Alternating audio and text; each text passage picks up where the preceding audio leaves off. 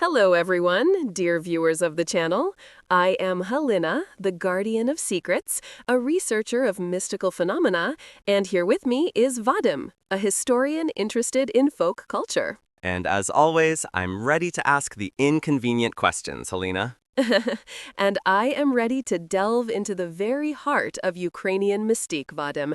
Today, we're venturing into the darkness, specifically the fears that haunted children in 19th and early 20th century Ukraine. We're talking about the night creatures, the entities parents would invoke to keep their little ones in line, or simply explain the unexplainable. A fascinating topic. So, beyond the general fear of the dark, what specific figures populated these bedtime stories and warnings? Was it just a boogeyman or something more ingrained in the culture? Oh, much more. Take, for instance, the Polunochnytsia, or the Midnight Woman, not to be confused with the Poludnitsia, the noon witch who appears in fields.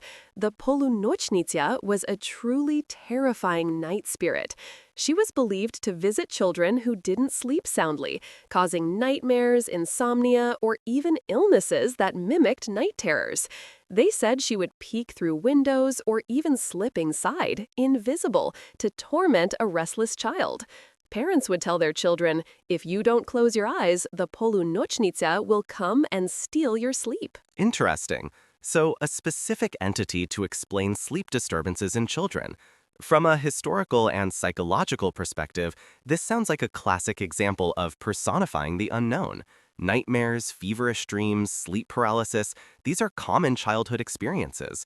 Attributing them to a midnight woman would give parents a tangible explanation and a narrative tool to encourage good sleep habits. It also places the blame externally, alleviating parental guilt. Perhaps, but the stories often had a visceral quality. People genuinely believed that if a child was particularly ill or cried incessantly at night, it wasn't just sickness, but the Polunochnytsia's touch. To protect them, mothers would hang herbs like garlic or wormwood near the cradle or draw protective symbols above the door. They would even whisper prayers asking the spirit to pass by their home. These weren't just stories, they were real fears, demanding real, albeit ritualistic responses. And these rituals, of course, provide comfort and a sense of control for the parents in an age before modern medicine fully understood childhood ailments. The herbs and symbols, while not scientifically effective against a spirit, might have offered a placebo effect, or simply a sense of proactive care, which is crucial for psychological well-being. It's a coping mechanism, really. That's your rational side speaking, Vadim, but I feel the energy of those beliefs.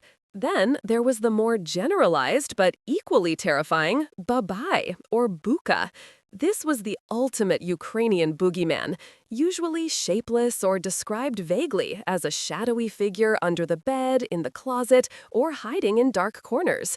If you don't eat your porridge, Babay will come, or be quiet, or the Buka will take you. It was the go-to threat for any disobedient child. Ah, the universal boogeyman. Every culture has one, from the American monster under the bed to the European Krampus. These figures serve a primary purpose: behavioral control. They externalize parental authority, making it easier for children to accept discipline from an unseen, formidable force rather than just their loving parents. The vagueness of the description is key.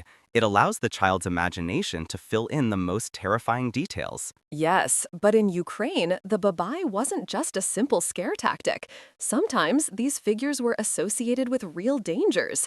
For example, if a child wandered off into the dark forest or near a deep river, parents might say the Lisovik, forest spirit, or Rusalka, water nymph, would take them away. These spirits, though not purely nocturnal, certainly operated under the cover of dusk and night, embodying the dangers of the natural world. My great-grandmother once told me a chilling story about a boy who didn't come home after dark, and the villagers truly believed he was taken by the Lisovik, never daring to search for him in the deep woods after nightfall, fearing they would disturb the spirit further. The fear was palpable, almost a living thing. And there you have it, the intersection of myth and practical warning. The Lisovik or Rusalka served as powerful deterrents against children approaching dangerous natural elements unsupervised. It's an effective way to teach safety in a pre-technological society.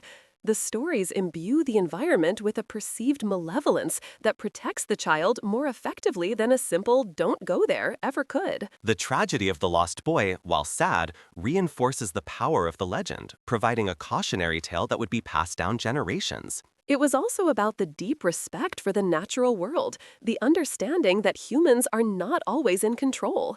These spirits were guardians, but also potential threats if disrespected or if one ventured into their domain carelessly. It was a way of teaching boundaries, not just scaring. Exactly. And that brings us to the double conclusion we often find. While the figures themselves, the Polunochnytsia, Babay, Lisovic, may not have physically existed, the fears they represented were very real. They were tools for parental discipline, for explaining physiological phenomena, and for imparting critical safety lessons about the environment. They're a fascinating testament to human ingenuity in shaping narratives to navigate their world. For me, Vadim, they are more than just psychological tools.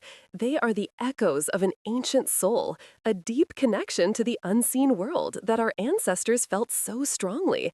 Losing these stories, dismissing them as mere superstitions, means losing a part of what makes our culture so rich and unique. We need to remember these whispers in the dark. I agree completely on the cultural richness, Helena. Understanding these stories helps us understand the people who told them, their anxieties, their values, and their worldview. They tell us so much about the evolution of societal norms and parental strategies. Precisely. And perhaps a tiny part of me believes that if you listen closely enough on a moonless night, you might just hear the faint rustle of the Polunochnytsia's gown, or the distant growl of the Babay. Or the wind in the trees, or a stray dog. But it's that ambiguity, that space between the mystical and the mundane, that makes these stories so enduring. Indeed. That's all the time we have for today, dear listeners. Please make sure to subscribe to our channel and leave a comment below with any night creatures from your own childhood or local folklore. We love hearing your stories. And follow us on social media for more historical insights and mystical deep dives. Until next time, stay curious and sleep tight, or maybe not too tight.